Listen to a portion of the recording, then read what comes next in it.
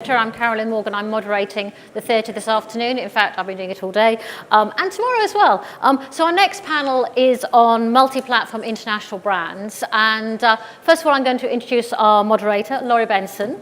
So Laurie has a very, very extensive background in kind of media. She's worked for CNN, she's worked for Time Europe in the early days of digital, and she more recently worked at Bloomberg. And she says that she's fascinated by the changing consumer experience in a digital world. And she's going to moderate the panel on multi-platform international brands. Thank you, Carolyn. And if I could have my esteemed panel join me, please. Good afternoon, everyone. I know most of you have got a belly full of macaroni and cheese, but I want you to stay awake and think of some questions for this panel because they deserve to be kept on their toes. I'm going to start by introducing the panel. I've got a few questions set for them, but at that point I'm going to throw it open and feel free to question away. On my left is Arnaud de Saint-Simon. He is the CEO of Psychologies magazine in France. You may not realize it, but it's actually one of the biggest magazines in France with 300,000 copies sold, 2.3 million readers, 5 million digital unique visitors, and one of the top 3 leading women's brands in France. So despite the name Psychologies, it's actually considered a women's brand. To his left, we have Alastair Lewis. Alastair Lewis is the Group Director of Haymarket Consumer Media.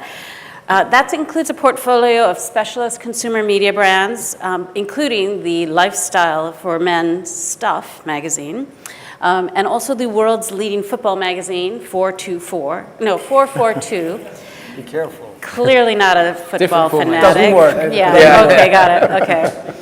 I missed that branding. But then recently in April, he took over the responsibility for all of Haymarket Consumer Media. So he comes from a deep licensing background and now has the perspective on what that means in the context of the overall business.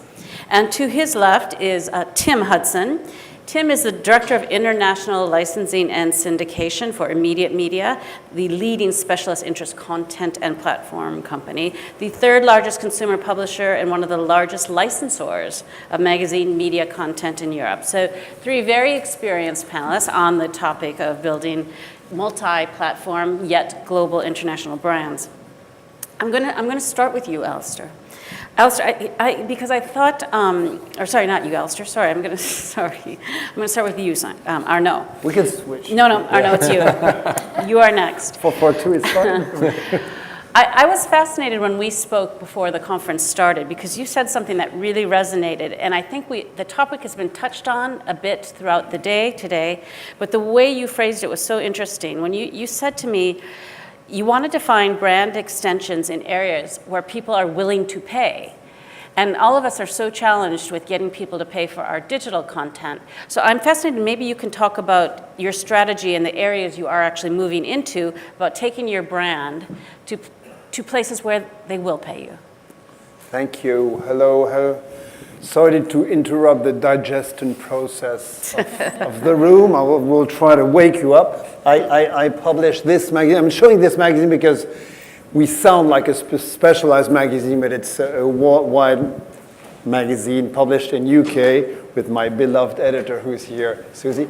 I'm here to talk just very briefly about how Psychologies moved from a magazine to a well-being brand, trying to serve a lot of opportunity and services that people are willing to pay, because people pay less and less magazines, but they are willing to invest more and more in their well-being and happiness. So this is our new topic for Psychologies. And so we have this today we have a strategy with 3 areas: contents, paid programs, and paid events. The content business is, as you said, a big magazine, a lot of social media and a lot of things. I don't have time to go through everything, but what we have realized in the content business is that as our audiences are shrinking, we are more and more, we still have a good amount of people who are willing to pay more money on more focused magazines. So we have developed a lot of brands through special issues at 6 or 7 euros, who sell around 50,000 copies. We have launched a review on spirituality at 15 euros.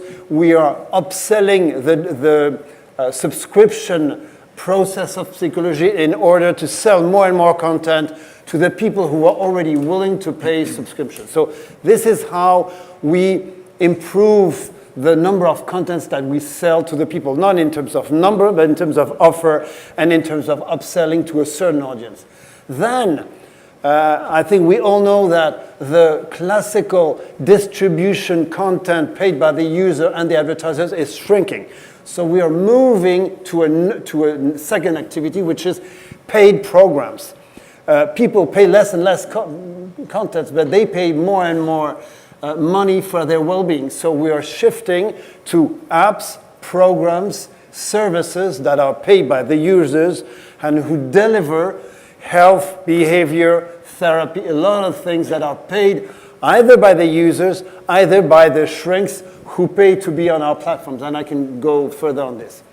The third area is paid services. Today, we spend more and more time on the internet, so we need more and more opportunities to meet together and listen to thought leaders.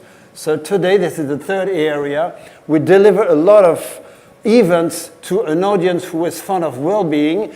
We organize cruises all over the world from 2,000 to 6,000 euro the cruise. We send 1,000 people per year in spas. We do conferences. We are launching a big show in Paris next month, next November. 20,000 people expected. So all of these are paid, and all of these are opportunities for the people to pay, meet, listen to thought leaders, and maybe sometimes do offline programs. So this is how we try to serve our audience, not with one magazine, but with maybe 10 to 15 different activities or opportunities, offline, online, and print, in order to serve this well-being growth demand, which is all over the world. So to be a little long. But yes, okay. But one more I want you to mention, because I hadn't really seen this with any other publishers. You actually publish a directory of professionals as well, and they pay a fee to be listed in the directory. So you're basically becoming a Google of people in the health and wellness space. We just launched this summer a directory of the best therapists in France. So the potential is 10,000 out of the 60,000 of the market. Those people, they are invited to pay 35 euros per month to be listed with a lot of things. And the audience is invited to go in this directory and find the best therapists of the market. So the potential is maybe 2,000 to 3,000 therapists who would be willing to pay 35 euros. Because also they can monitor the number of calls and emails they have received through this thing, exactly like with Airbnb. Very interesting. Alastair, I want to go over to you because you have an interesting career. You've been with Haymarket, I guess, most of your career? How many years? Most of my life. Life, exactly. Like me. Okay. And for many years you were in the licensing side of things, but you got a big promotion this year and are now responsible for the Haymarket Consumer Media Division, which is how many brands? So 9 brands. 9 brands. It's a portfolio of predominantly men's special interest specialist brands. Don't talk about magazines or titles now, but we talk about brands. So they range from 442 in soccer through consumer electronics stuff and what hi-fi, classic and sports car, practical caravan, practical motorhome, and management today. Great. So a broad spectrum. So you turned over the licensing reins to a deputy. What was the advice you gave them? Well, he sat just over here, so he can probably remember. But I think in terms of the international licensing side of things and building out our brands around the world, the number one piece of advice that I would have given to Jamie would be to remain flexible, and actually that counts across the whole range of areas. But I think we need to, all of us, have a much more flexible approach to how we're working with partners, how we're working in developing our own brands, and flexible across the platforms, as Arnaud was talking about, in which we engage with our audience and our readers. For me, it's not about this platform or that platform or even this territory or that territory. It's about taking our content and for all of us specialist content to where our audiences are and where they expect us to be. So you were also quite brave, because I read an interview that very helpfully came out just a few days ago, where you actually publicly stated you have an ambitious target to derive 50% of revenue from non-display advertising income streams over the next couple of years. Right. What kind of things are you going to do? Well, there's all sorts of activity that we are already doing and that we plan to do. Some of which I wish I could have the breadth that Arnaud has just described for Psychologies. But for me, I'm just trying to focus on growing our what I describe as non-display revenue streams, which includes native advertising and creative solutions, but also includes revenues that we generate through content distribution, through licensing and syndication, obviously, and increasingly for us through things like affiliate lead generation and retail and e-commerce partnerships, as well as live events. And you're also going to do a car show, a classic car show, like an exhibition? That's right, yeah. We announced 2 weeks ago that we are launching our first classic and sports car show later on, in June next year. An incredible location up in a place called Bicester near Oxford. It's a World War I airfield that's been lovingly restored as it would have been back in the day, and we're looking forward to welcoming 10 to 15,000 classic car fans, but also aviation, fashion, vintage, and creating a festival for all things vintage and classic at the Classic and Sports Car Show later this year. And that's been a really interesting process to be involved with, and again, is actually just all about tapping into our audience's needs and desires and taking our brand to them in a way that 10 years ago we wouldn't necessarily have thought of. That's really been a theme, I think, is it's taking the brand to the consumers. The big thing that changed in our lives is we no longer get to decide how people will interact with us. They're going to decide. Right. So, Tim. Laurie. Yes. Tim, you are running a very large international licensing business. The notes I have say 41 territories, 85 licensing deals, and 61 partners. Now, knowing where some of these markets must be, that's quite an adventurous life you've led at a media. You must have some stories. I possibly could, but I couldn't really repeat them probably on this stage with Alastair present as well. Is Alastair witness to these stories? No. One or two. No, one or two, okay. But it's been an interesting business and it's changed a lot. But what I think is interesting is something you'd said to me earlier, is we talk so much about multi-platform, and sometimes I fear that we sometimes forget that actually our original platform is print. And yet people still say print is dead or dying. But I suspect you've had a different experience around the globe. I'd like to hear what the perceptions are in some of the markets that are not the big sophisticated media markets. Yeah, definitely. I mean, I would sort of start off by saying I think the rumours about the death of print licensing have been somewhat exaggerated over the last 2 or 3 years. And certainly at Immediate and on Immediate's brands, we still see print as a vibrant and growing platform. In the last 2 years, we've probably signed about 20 print deals, as well as some digital deals as well, which I'll talk about later. And that's been right across the portfolio. So probably 5 Top Gears, multiple craft brands across our sports, gardening, food and educational areas as well. So we've seen a growth piece right across the board. And that pipeline remains strong. So from our perspective, it's still very much a growth medium. I think probably what has changed and changed significantly over the last 2 or 3 years is that the typical profile of the partner that we deal with has probably changed a little bit. I'd sort of say, 5 years ago plus, you tended to deal with bigger players in a lot of markets. I'd say now, not exclusively, but more often than not, your partners tend to be smaller, perhaps more agile, quicker to market. I'd sort of say that, the average gestation period of a licensing deal a few years ago could be anything from sort of 9 to 18 months. It would take a long time I see now the deals are happening kind of quicker, and people are probably a little bit more risk averse than they used to be. But certainly, some of the smaller markets, definitely, and certainly across Asia, print, we're not seeing the stress on print that we've come to sort of associate with in more Western markets. That being said, though, actually our 3 biggest growth markets in the last 2 years have been Germany, France, and Holland, mature Western economies, which would possibly surprise some people. So, it does remain a vibrant area for us.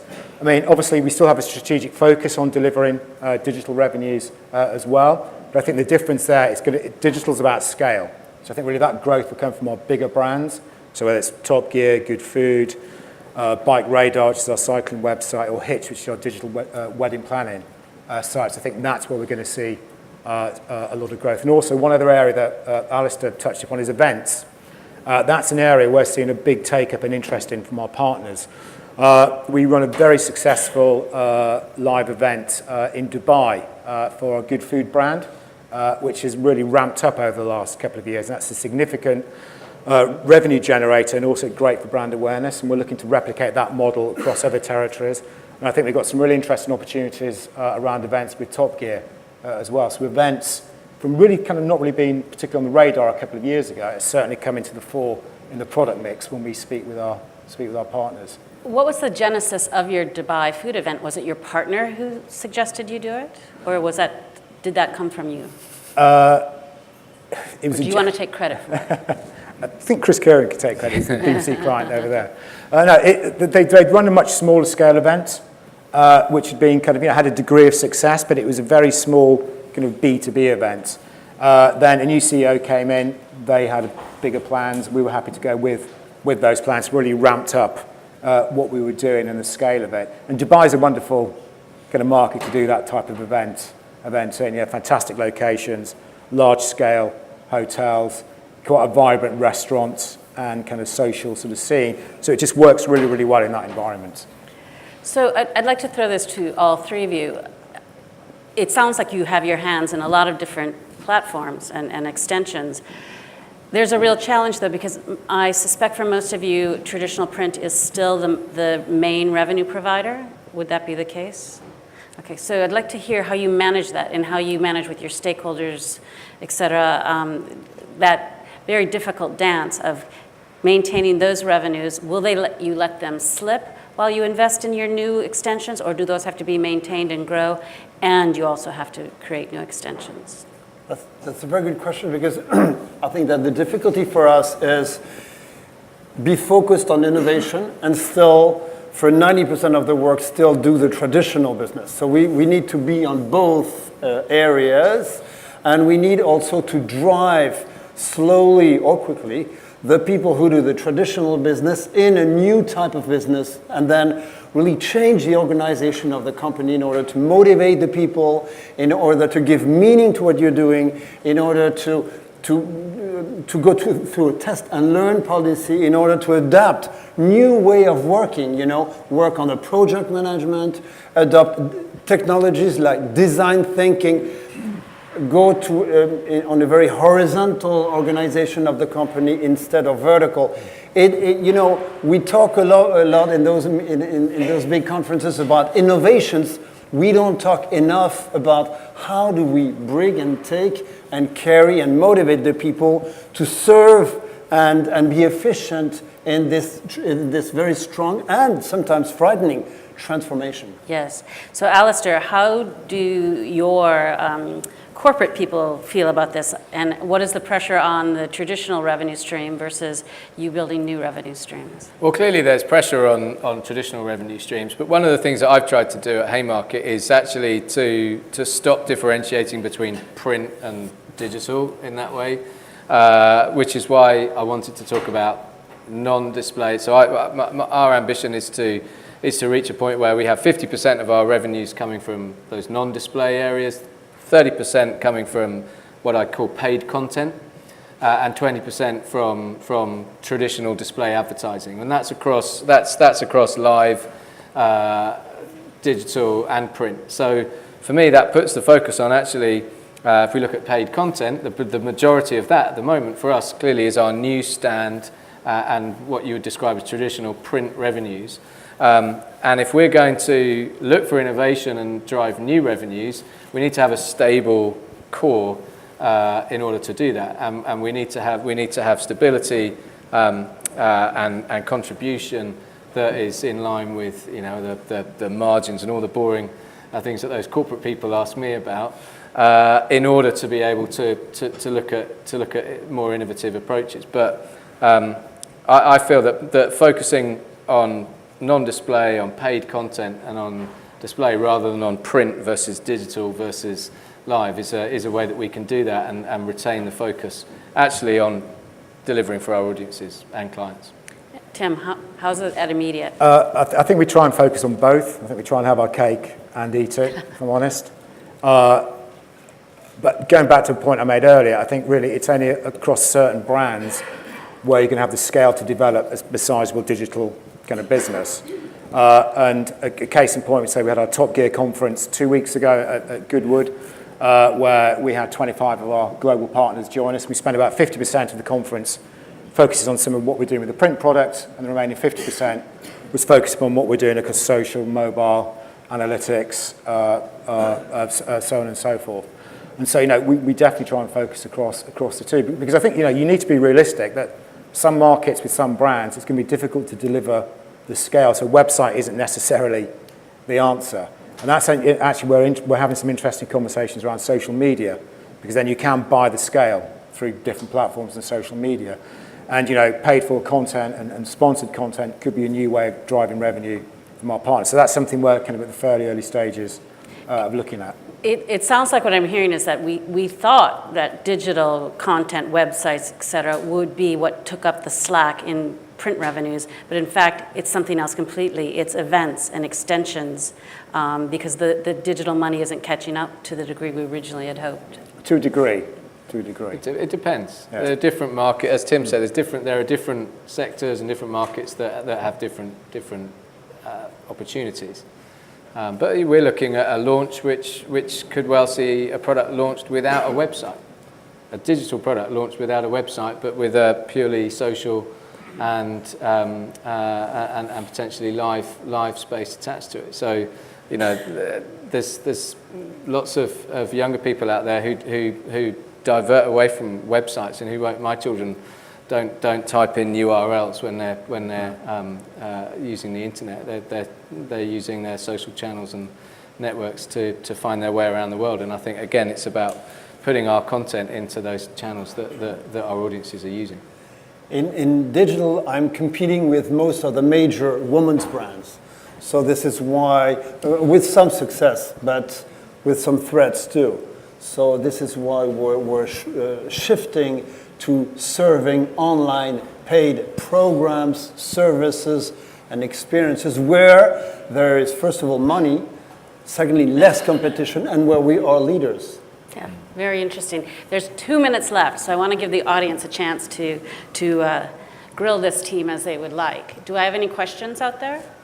There's a funny game here. Yes, I'm going to let you throw that. I'm going to do that. Or maybe the 4-4-2 guy. No? Way back there. Kick I don't know it. if you dare throw it that far. Are you ready? Ah, nice grab. Okay, well done. Nice throw. That's a rugby throw. Josh Ritchie from handball, Megan. Josh Ritchie from Bloomberg. Thank you very much. Very interesting presentations and perspectives from all three of you.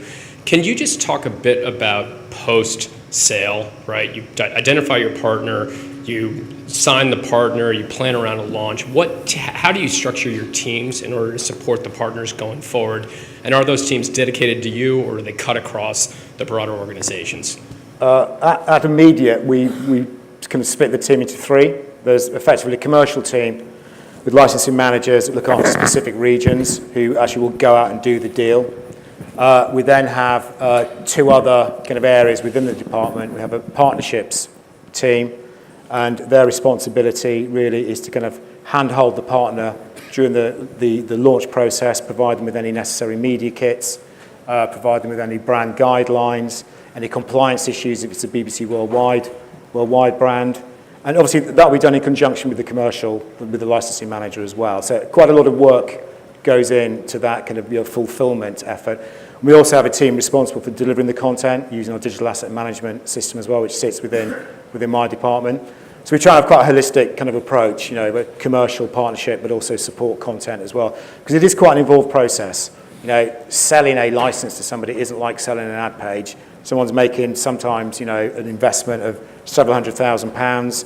You need to make sure that investment works, because if it doesn't, it's difficult to bring it back into the market and your brand is tarnished. Go ahead. I think there's a fair amount of infrastructure involved in some of these events too, which must require an investment or at least an outsourcing. I think it's a very interesting question, the partnering thing, because in some activities you need to do them yourself in order to learn and make a lot of money. In other areas, you need to partner with someone to share revenue but go quicker. Yeah. So you really need to focus on everything. And there's also one thing very interesting is that in some areas you need to do the launch under your brand. In some other, like for example, I'm launching 3 new brands this autumn by Psychologies, but it's new brands because it's new products serving new audiences. So this is two other areas very interesting in terms of brand development. Very interesting, and I imagine we could talk about this for a while. However, I have something blinking at me to stop. So I would like us all, if you could just thank the panel for today, and thank all of you for being a great audience. Thank you.